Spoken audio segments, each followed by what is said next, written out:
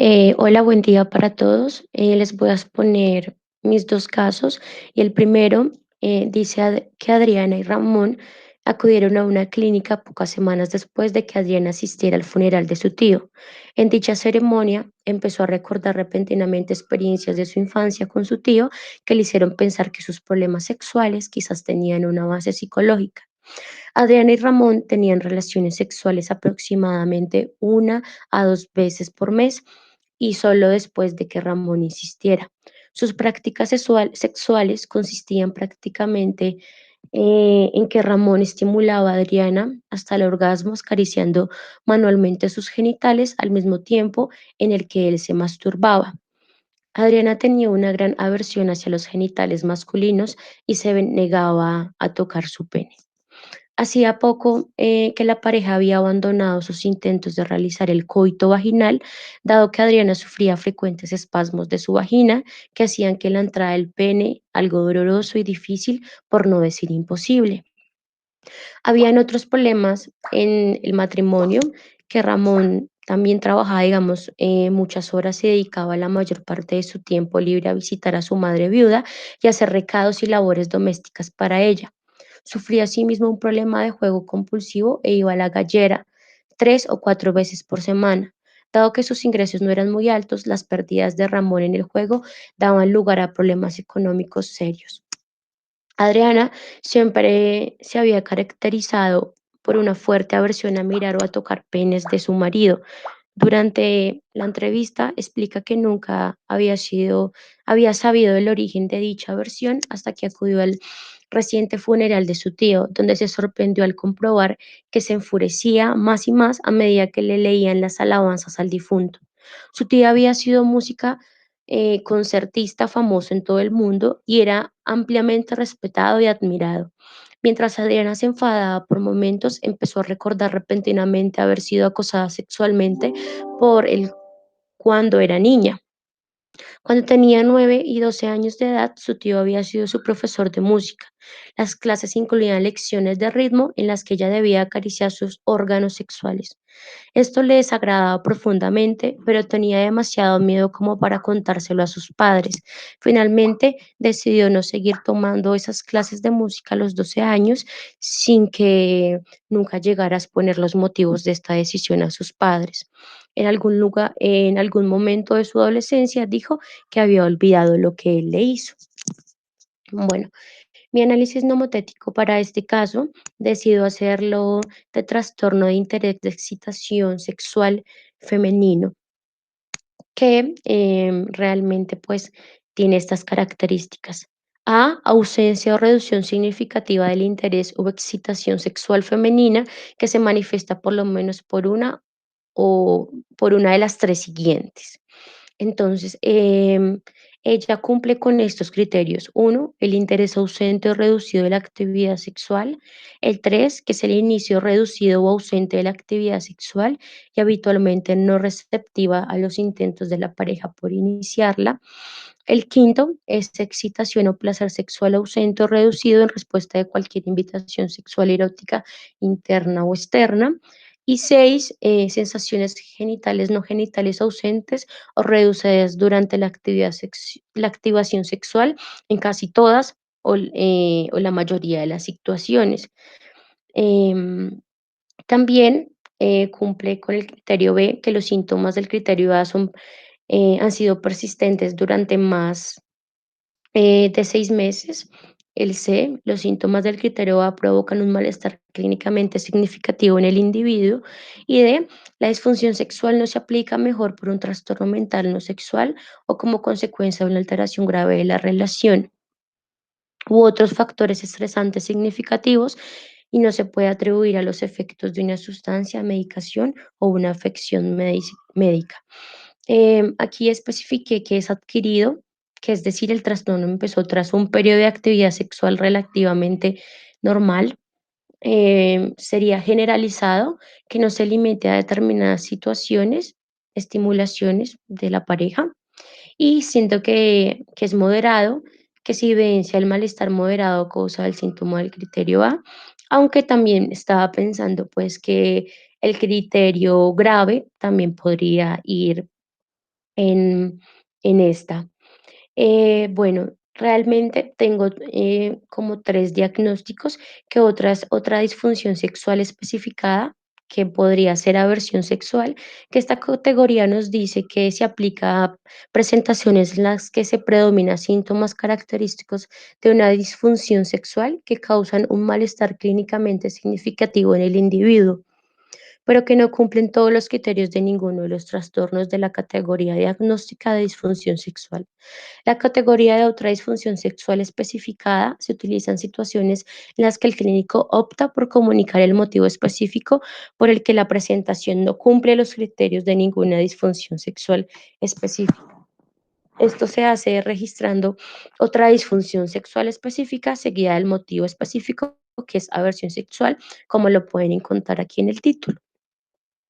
Y otro que también me di cuenta en este caso sería la amnesia disociativa, que cumple con todos los estándares. Uno, que es la incapacidad de recordar información autobiográfica importante, generalmente de la naturaleza traumática o estresante, que es incompatible con el olvido ordinario. La amnesia disociativa consiste la mayoría de veces en amnesia localizada o selectiva de un suceso o sucesos específicos, o amnesia generalizada de la identidad y la historia de vida. B. Los síntomas causan malestar clínicamente significativo o deterioro en lo social, laboral u otras áreas importantes del funcionamiento. En este sentido sería pues, el área afectiva con su pareja emocional.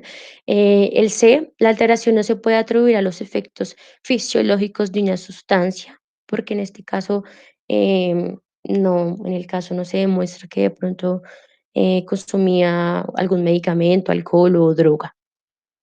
Y D, la alteración no se explica mejor por un trastorno de la identidad disociativo, un trastorno de estrés postraumático, un trastorno de estrés agudo, un trastorno de síntomas somáticos o el trastorno neurocognitivo importante o leve.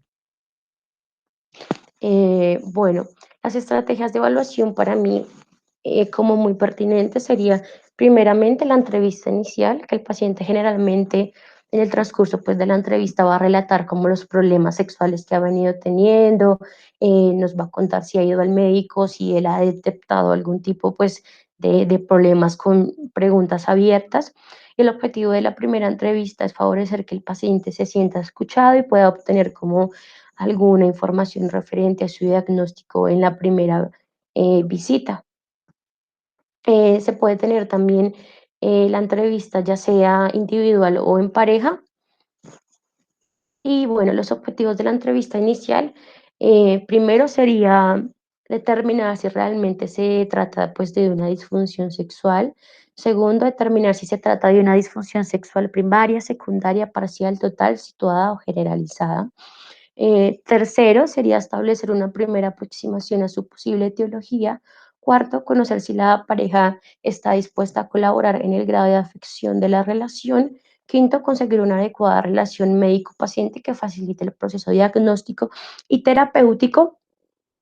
Y el sexto sería ofrecer al paciente una primera información sobre el problema.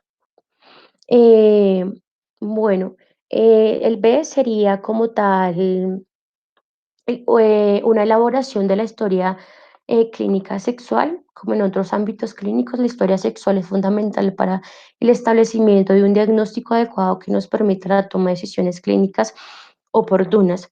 Bueno, aquí en el B podríamos como, obviamente, analizar lo que es el motivo de consulta, si ha sido evaluado por un médico. Em, También si de pronto existen antecedentes de abuso sexual, ofensas sexuales, rupturas, no sé, de pareja traumáticas y demás. Em, digamos, sí, se puede como evaluar todo esto. Y el C sería autorregistros y autoinformes, que persigue obtener datos por la parte del paciente de las características de su disfunción, que nos permita conocer mejor los factores implicados. Existe infinidad de ellos, tanto para la evaluación general de la salud sexual como específica de las distintas disfunciones. Seguido de esto, mi segundo caso Habla de Jorge, un hombre de 31 años que trabaja como contador y él solicita tratamiento porque se siente muy infeliz tras haber terminado con una mujer que actualmente vive con su madre. La madre no estaba de acuerdo con sus planes de matrimonio, ya que la mujer era judía. Jorge se sintió forzado a escoger entre su madre y su novia y finalmente decidió no actuar en contra de los deseos de su madre. Sin embargo, está molesta con ella y consigo mismo y piensa pues que ella nunca lo va a dejar casarse ya que no lo domina de forma excesiva. La mamá es quien lleva los pantalones en su casa. Jorge teme a disgustar a su mamá por miedo a que ésta le deje de cuidar y entonces deja de vivir por su cuenta, se critica a sí mismo su debilidad, pero a su vez admira a su madre y respeta sus puntos de vista. Después de todo, dice que María puede quizás ser una mujer no apropiada para él y alterna em, su resentimiento con una actitud de que la mamá sí puede tener siempre la razón y se considera a sí mismo como una persona que tiene una escasa capacidad de razonamiento. Jorge trabaja en un empleo mucho peor de lo que correspondería por su educación e inteligencia. Varía, Varias veces ha evitado su promoción, ya que no quiere aceptar la responsabilidad de supervisar a otras personas o tomar decisiones independientes. Ha trabajado con el mismo jefe 7 años y dice que se lleva pues bien con él y no han tenido conflictos. Tiene dos amigos cercanos a los cuales conoció cuando era pequeño, almuerza con uno de ellos todos los días laborales y se siente perdido si éste no puede y falta en alguna ocasión. Jorge es el menor de sus hermanos, fue sobreprotegido y consentido por su madre y hermanas mayores. De niño presentaba dificultades para conciliar el sueño si su madre no lo acompañaba en su cuarto, solía mostrarse reacio en ir al colegio y añorar a su casa cuando intentaba dormir fuera. Su adaptación heterosexual ha sido normal, excepto su incapacidad para abandonar a su mamá en favor de otra mujer. Mi análisis nomotético de este caso sería el trastorno de ansiedad por separación, que trata de miedo o ansiedad excesiva e inapropiada para el nivel de desarrollo del individuo. Concierne su separación de aquellas personas por las que siente apego, puesta que manifiesto por lo menos tres de las siguientes circunstancias. Bueno, él cumple con primero, malestar excesivo y recurrente cuando se prevé o se vive una separación del hogar o de figuras de apego. El segundo sería preocupación excesiva y persistente por la posible pérdida de las figuras de mayor apego o que puedan sufrir de pronto algún daño o enfermedad. El quinto, miedo excesivo y persistente o resistencia a estar solo, sin figuras de mayor apego en casa o en otros lugares. Resistencia o rechazo persistente a dormir fuera de casa o a dormir sin estar cerca de la figura de apego. El B, el miedo, la ansiedad, la habitación es persistente, dura al menos 4 semanas en niños y en adolescentes, típicamente 6 o más en adultos.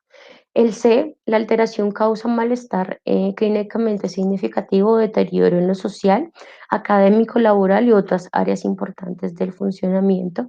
Y D, la alteración no se explica mejor por otro trastorno mental, como rechazo de irse de su casa por resistencia excesiva al cambio.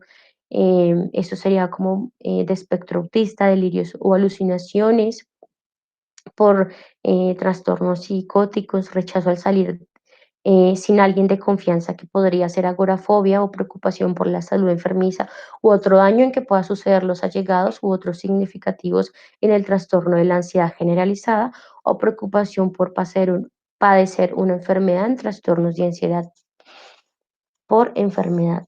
Bueno, las estrategias de evaluación que decidí, bueno, primero sería una entrevista centrándose en su mayoría pues en la etapa de infanto juvenil, donde el consultante nos va a relatar cada uno de los acontecimientos donde se ha visto afectado. Segundo, serían autoinformes. Tercero, inventario de síntomas por ansiedad que recoge recuerdos en la relación a las experiencias anteriores a los 18 años. Este consta de 15 ítems y 4 escalas de ansiedad por separación, fobia escolar, angustia por estar lejos de la base segura y miedo a que sufran daños los miembros de su familia.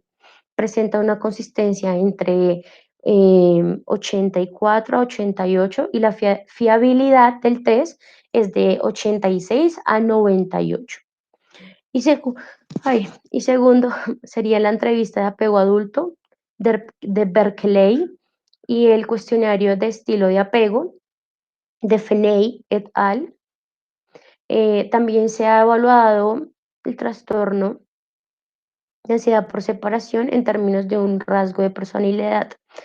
En este caso, el instrumento de medida de sensibilidad interpersonal por Parker, formado por 36 ítems con una subescala de ansiedad por separación, necesidad de aprobación, timidez, conciencia interpersonal y fragilidad del yo, habiendo mostrado una consistencia interna de 55 a 79. Y por último, estas son las referencias que utilicé para sacar mi información. Muchas gracias, compañeros. Feliz día.